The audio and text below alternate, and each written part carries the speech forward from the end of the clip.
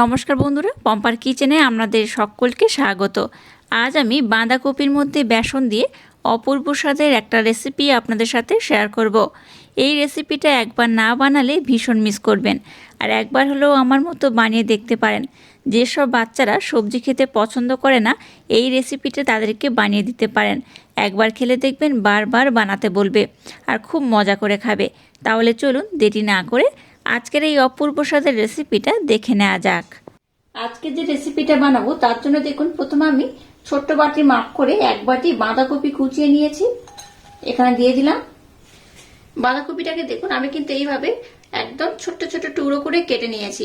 আপনারা চাইলে কিন্তু গ্রেটও করে নিতে পারেন, আর এইভাবে টুকরো টুকরো করে কেটে নিলেও পারেন। তবে আমি বলবো আজকে যে রেসিপিটা বানাচ্ছি তার জন্য গ্রেট না করে এইভাবে একটু সরু সরু করে কেটে নিলেই বেটার হবে। তো যাই হোক, বাঁধাকপিটাকে দেখুন খুব ভালোভাবে কেটে আমি ধুয়ে নিয়েছি। এর মধ্যে দিয়ে দেবো কুচিয়ে নেওয়া গাজর, একটা ছোট সাইজের গাজর এইভাবে একদম সরু সরু করে আমি কুচিয়ে নিয়েছি। আর দিয়ে দেবো দুটো পেঁয়াজ।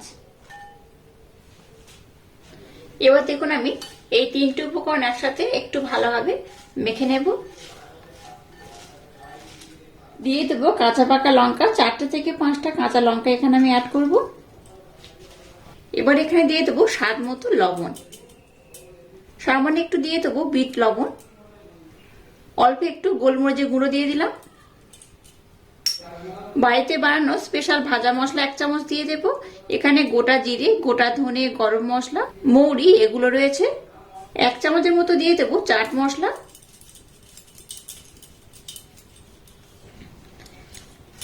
মশলাগুলো দেওয়ার পর এবার আমি সমস্ত উপকরণ খুব সুন্দর করে একবার মেখে নেব। এবার এখানে চালের গুঁড়ি দিয়ে দেবো 2 থেকে 3 চামচের মতো, কর্নফ্লাওয়ার দিয়ে দেবো 1 চামচ, আর বেসন দিয়ে দেবো 2 থেকে 3 চামচের মতো।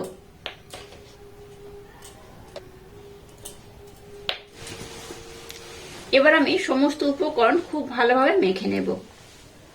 এখানে প্রথমে জলের ব্যবহার করবেন না, জল ছাড়া এইভাবে প্রথমে একটু মেখে নিতে হবে। জল ছাড়া সমস্ত উপকরণ খুব সুন্দর করে মেখে নিয়েছি। এবার এখানে আমি জলের ব্যবহার করব। এবার এখানে সামান্য একটু জল অ্যাড করব।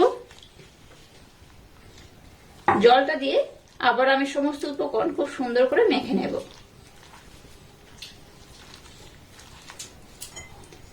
জলের পরিমাণটা একেবারে খুব বেশি দেওয়া যাবে না, অল্প অল্প দিয়ে এটাকে মেখে নিতে হবে। দেখুন মিশ্রণটাকে আমি খুব সুন্দর করে মেখে নিয়েছি, দেখে বুঝতেই পারছেন। এখানে কিন্তু বেসনের পরিমাণ খুব বেশি দেব না, অল্প করেই দিয়ে এটাকে আমি বানিয়ে নেব। আর এইভাবে একবার হলেও আমার মতো স্ন্যাকটা বানিয়ে দেখবেন, অসাধারণ খেতে লাগে। বিকালে চায়ের আড্ডায় বলুন বা বাচ্চাদের টিফিনেও কিন্তু এইভাবে সুন্দর একটা জলখাবার বানিয়ে দিতে পারেন। এটাকে দেখুন খুব সুন্দর করে মেখে নিয়েছি। এখানে আর অন্য কোনো উপকরণ অ্যাড করার দরকার নেই। চলুন এবার এটাকে আমি বানিয়ে নেব। আর আপনাদের হাতে যদি সময় বেশি থাকে তাহলে এই মিশ্রণটাকে 10 মিনিটের জন্য রেস্টে রেখে দেবেন, তাতেই হবে। আর যদি সময় কম থাকে তাহলে কিন্তু সাথে সাথে ভেজে নিলেই হবে। এবার দেখুন গ্যাসটাকে জেলে দিয়ে এরকম একটা ফ্রাই প্যান বসিয়ে দিয়েছি, আর তার মধ্যে দিয়ে দিয়েছি সর্ষের তেল। আপনারা চাইলে কিন্তু এটাকে সাদা তেলেও ভেজে নিতে পারেন। আর তেলটাকে একটু হালকা আমি গরম করে নিয়েছি। এবার এটাকে হাতের মধ্যে এইভাবে একটু পাতলা করে নিয়ে নেব, নিয়ে তেলের মধ্যে দিয়ে দেব। এইভাবে দিয়ে দেব আমি।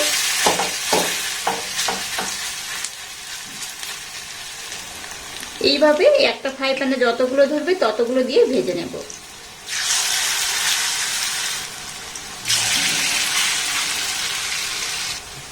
গ্যাসের ফ্লেমটাকে একদম লো রেখে এটাকে কিন্তু উল্টে পাল্টে ভাজতে হবে। গ্যাসের ফ্লেমটাকে হাই দেবেন না, লো করেই ভাজবেন। আর একদিকটা যদি একটু ভাজা হয়ে যায় তাহলে অপর দিকটা উল্টে দিতে হবে।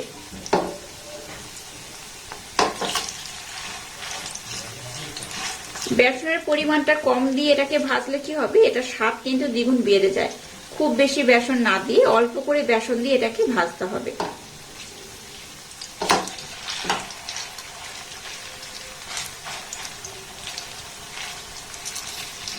দেখুন একদিকে অলরেডি কালার ধরা শুরু করে দিয়েছে, তাই একটু আমি উল্টে দিচ্ছি। এইভাবে উল্টে পাল্টে একটু হালকা লাল লাল করে ভেজে নেব। দেখুন এগুলোকে আমি বেশ লাল লাল করে ভেজে নিয়েছি, দেখে বুঝতেই পারছেন কত সুন্দর হয়েছে। আপনারা চাইলে কিন্তু একটু মুচমুচে করেও ভাজতে পারেন, আর একটু কিন্তু হালকা এইভাবে কাঁচা টাইপের রেখেও কিন্তু ভাজতে পারেন। এটা ভাজা হয়ে যায়, তবে একটু কুড়কুড়ে বা মুচমুচে করে খেতে চাইলে একটু কড়া করে ভাজতে হবে। তো যাই হোক, এটাকে আমি খুব সুন্দর করে ভেজে নিয়েছি। এবার এগুলোকে আমি উঠিয়ে নেব।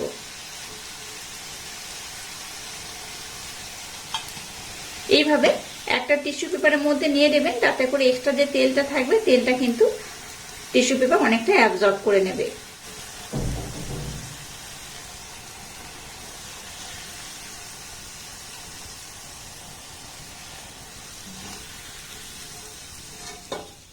একইভাবে সবগুলোকে সুন্দর করে আমি ভেজে নেব।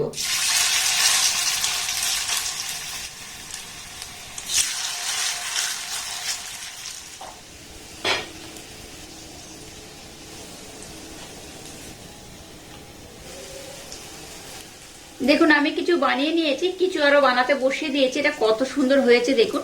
এটা কিন্তু বাইরে থেকে বেশ খাস্তা, দেখে বুঝতেই পাচ্ছেন, আর ভিতরে তো খুবই সুন্দর হবে, দেখে বুঝতেই পাচ্ছেন। এই দেখুন সবজি দিয়ে বানানো। যেসব বাচ্চারা সবজি খেতে পছন্দ করে না, এইভাবে বানিয়ে দেবেন, দেখবেন ভীষণ মজা করে খাবে। এটাকে আপনারা শুধু চায়ের সাথেও সার্ভ করতে পারেন, আবার কোনো সসের সাথেও দিতে পারেন। যেভাবে খান না কেন এটা অপূর্ব খেতে লাগে। একবার খেলে বারবার বানাতে ইচ্ছা করবে। আর আজকের এই অপূর্ব স্বাদের রেসিপিটা যদি আপনাদের ভালো লাগে, তাহলে চ্যানেলটাকে লাইক, শেয়ার, কমেন্ট এবং সাবস্ক্রাইব করবেন, আর পাশে থাকা বেল আইকনটা প্রেস করে দেবেন। তাহলে টাটা, আবার দেখা হচ্ছে নতুন কোনো রেসিপি নিয়ে।